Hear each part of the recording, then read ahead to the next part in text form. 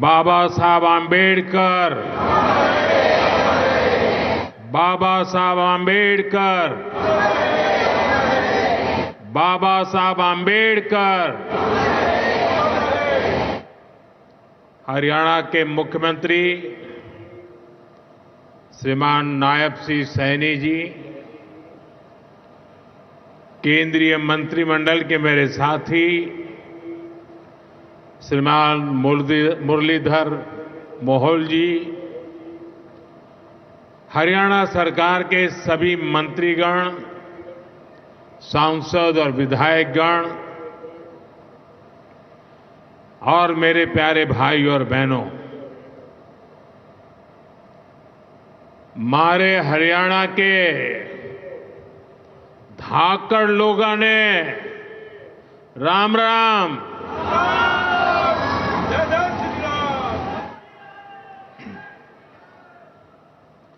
ठाडे जवान, ठाडे खिलाड़ी और ठाडा भाईचारा, यो से हरियाणा की पहचान।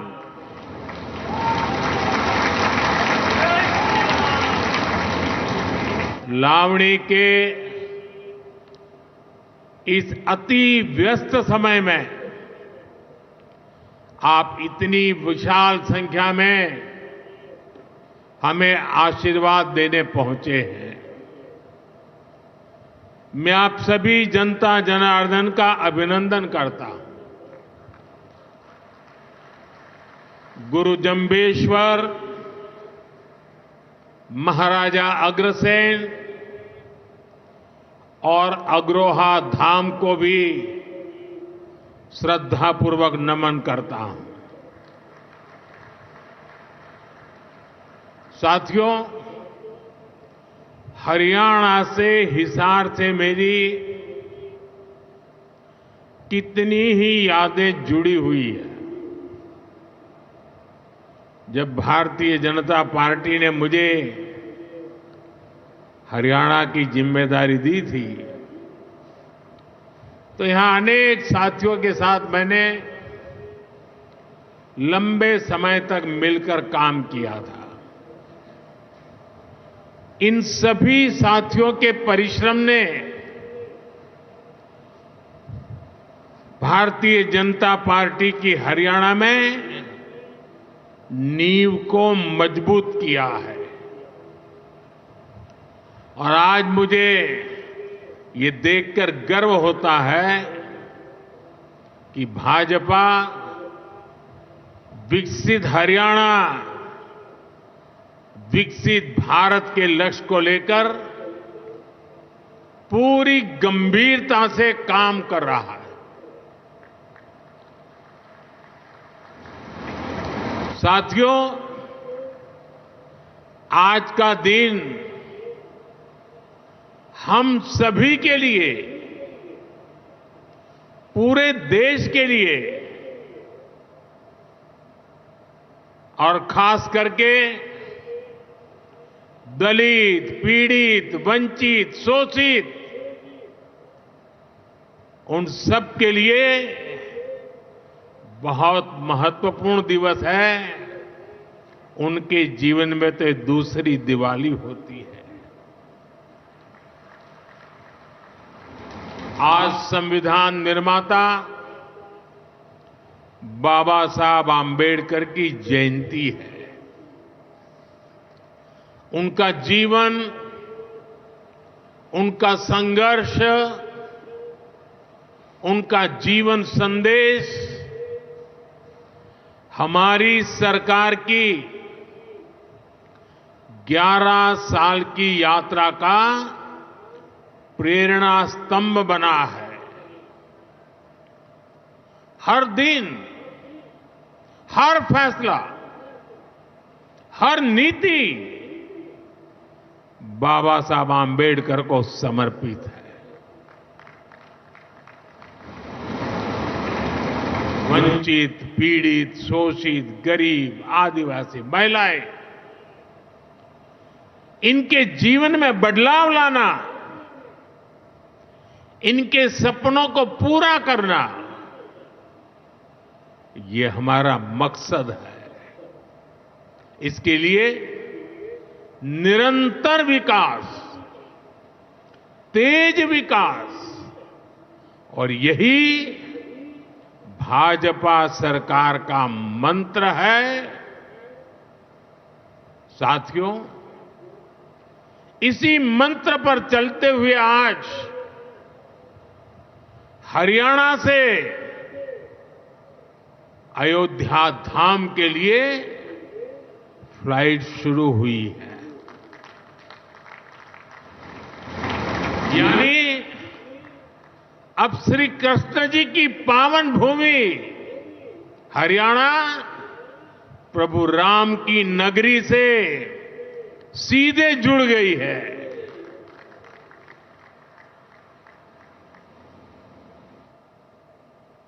अग्रसेन हवाई अड्डे से वाल्मीकि हवाई अड्डे आज सीधी उड़ान भरी जा रही है।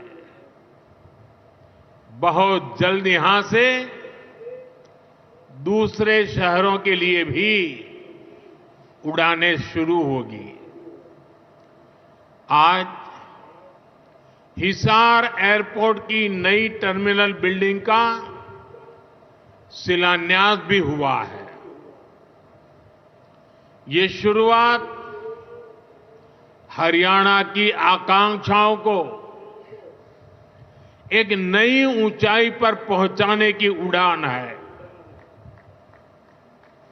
मैं हरियाणा के लोगों को इस नई शुरुआत के लिए ढेर सारी बधाई देता हूं। साथियों, मेरा आपसे वादा रहा है, हवाई चप्पल पहनने वाला भी हवाई जहाज में उड़ेगा।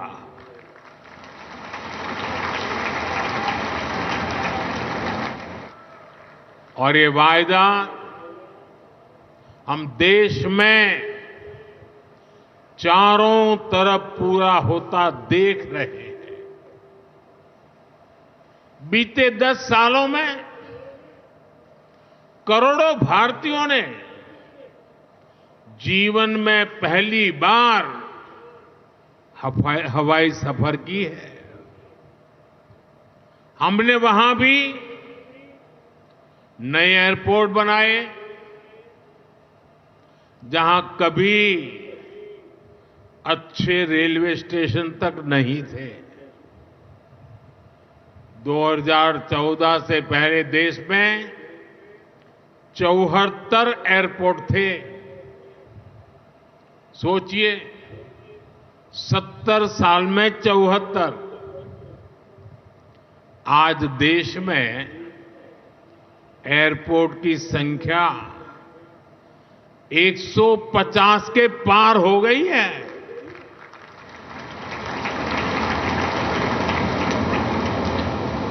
देश के करीब 90 एरोड्रम उड़ान योजना से जुड़ चुके हैं। 600 से अधिक रूट पर उड़ान योजना के तहत हवाई सेवा चल रही है। इनमें बहुत कम पैसों में लोग हवाई यात्रा कर रहे हैं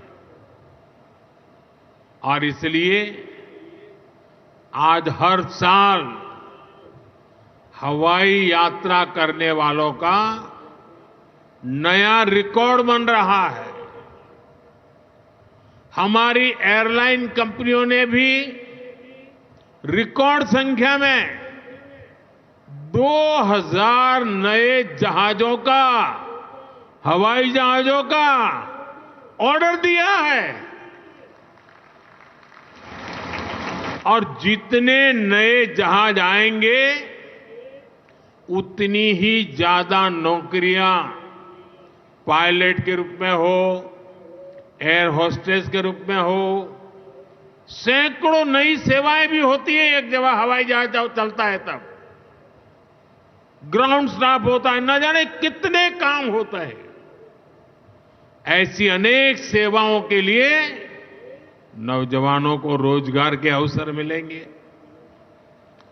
इतना ही नहीं, हवाई जहाज के मेंटेनेंस से जुड़ा एक बड़ा सेक्टर भी अनगिनत रोजगार बनाएगा।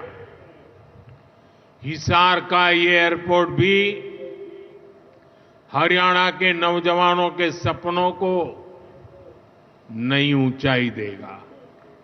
साथियों, हमारी सरकार एक तरफ कनेक्टिविटी पर बल दे रही है, दूसरी तरफ गरीब कल्याण और सामाजिक न्याय भी सुनिश्चित कर रही है। तो बाबा साहब आंबेडकर का सपना था, हमारे संविधान निर्माताओं की यही आकांक्षा थी, देश के लिए मरने मिटने वालों का भी यही सपना था। लेकिन हमें ये कभी भूलना नहीं है कि कांग्रेस ने बाबा साहब आंबेडकर के साथ क्या किया। जब तक बाबा साहब जीवित थे, कांग्रेस ने उन्हें अपमानित किया। दो बार उन्हें चुनाव हरवाया। कांग्रेस की पूरी सरकार उनको उखाड़ फेंकने में लगी थी, उनको सिस्टम से बाहर रखने की साजिश की गई।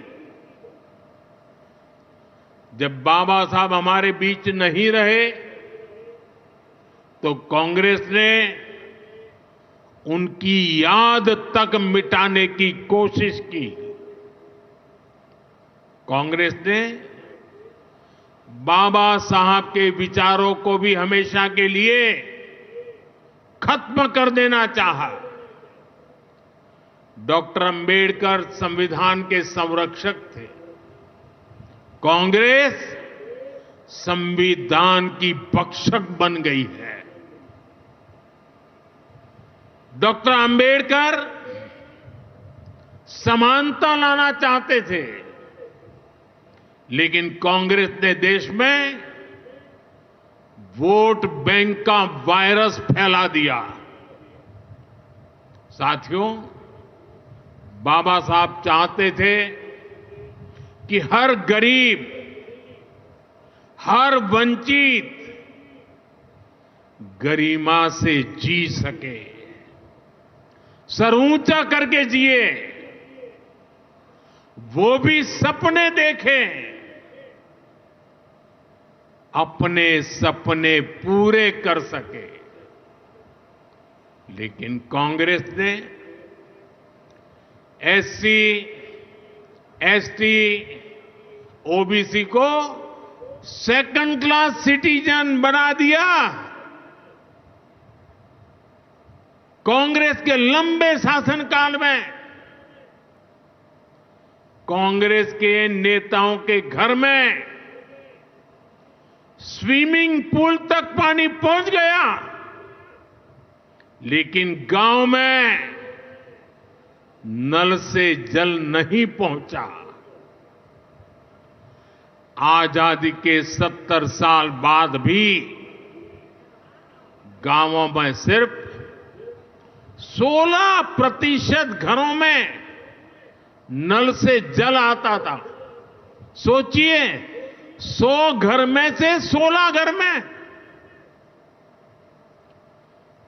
इससे सबसे ज्यादा प्रभावित कौन थे?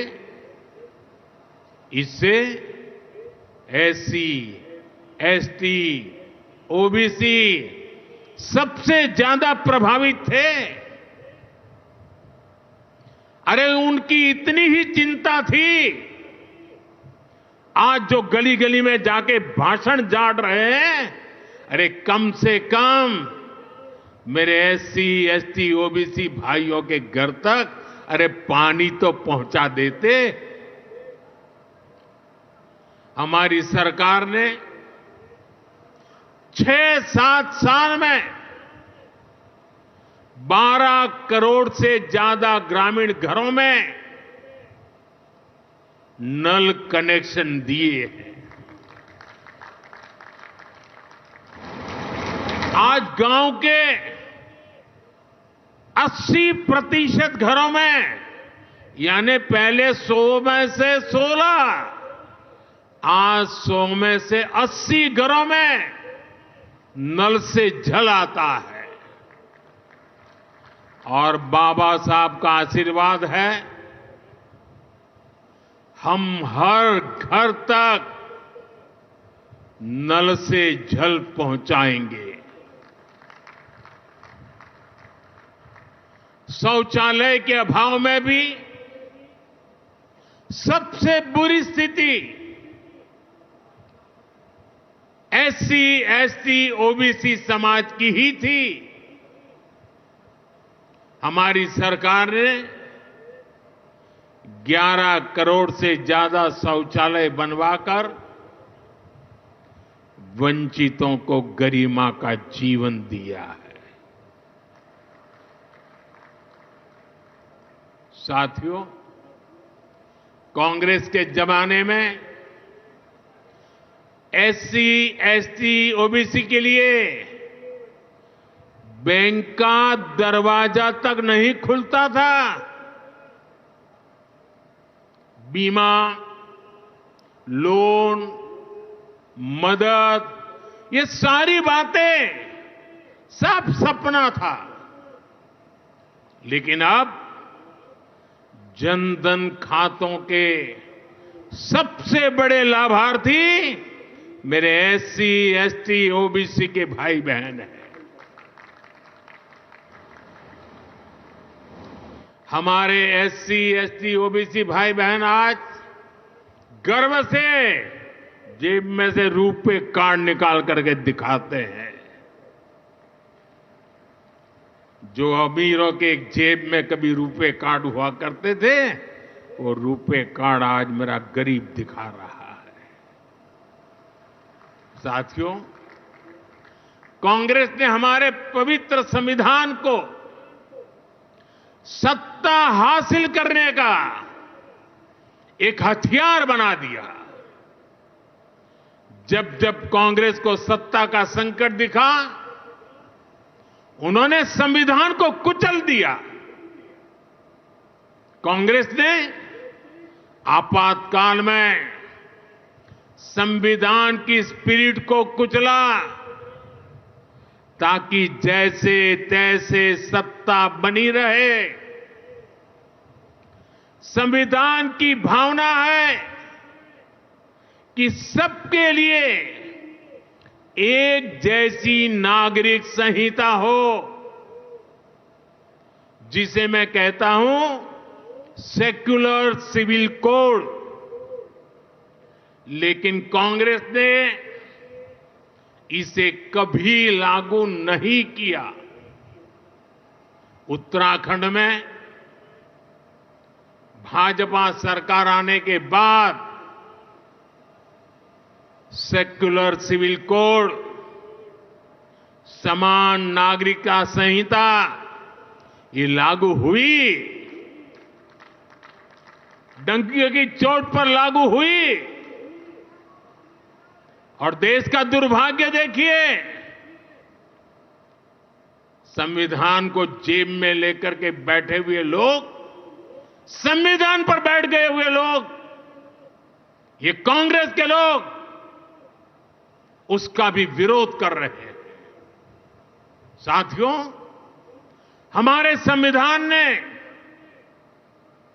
एससी, एसटी, ओबीसी के लिए आरक्षण का प्रावधान किया,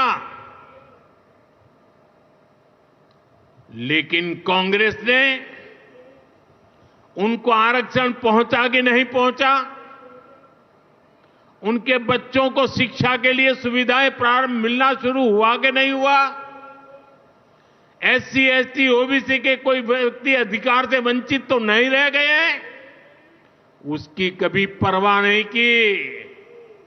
लेकिन राजनीतिक खेल खेलने के लिए कांग्रेस ने बाबा साहब आंबेडकर ने जो सपना देखा था, सामाजिक न्याय के लिए संविधान में जो व्यवस्था की थी, उसको भी पीठ में छुरा भोंककर उस संविधान के उस प्रावधान को तुष्टीकरण का माध्यम बना दिया। अभी आपने भी समाचारों में सुना होगा, कर्नाटका की कांग्रेस सरकार ने टेंडर में भी अब एससी, एसटी, ओबीसी के अधिकार छीन करके धर्म के आधार पर आरक्षण दे दिया, जबकि संविधान में बाबा साहब आंबेडकर ने साफ साफ शब्दों में चर्चा में कहा था कि संविधान में कतई धर्म के आधार पर आरक्षण की व्यवस्था नहीं की जाएगी। और हमारे संविधान ने धर्म के आधार पर आरक्षण के लिए प्रतिबंध लगाया हुआ है। साथियों, कांग्रेस की तुष्टीकरण की इस नीति का बहुत बड़ा नुकसान मुस्लिम समाज को भी हुआ है। कांग्रेस ने सिर्फ कुछ कट्टरपंथियों को ही खुश किया है, बाकी समाज बेहाल रहा, अशिक्षित रहा, गरीब रहा। कांग्रेस की इस कुनीति का सबसे बड़ा प्रमाण वक्फ कानून है। देश आजाद होने के बाद 2013 तक वक्फ का कानून चलता था,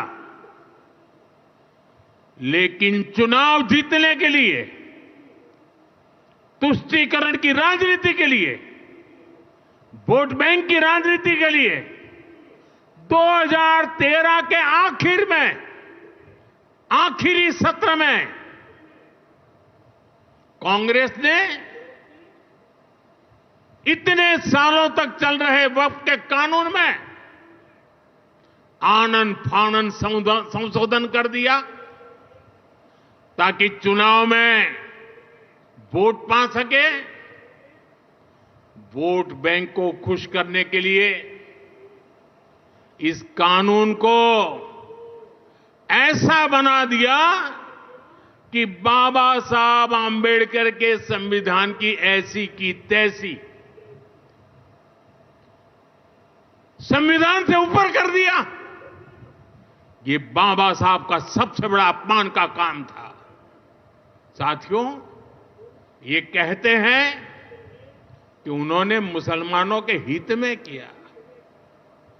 मैं जरा ऐसे सभियों से पूछना चाहता हूं, वोट बैंक के भूखे इन राजनेताओं से कहना चाहता हूं, अगर सच्चे अर्थ से आपके दिल में मुसलमानों के लिए थोड़ी भी हमदर्दी है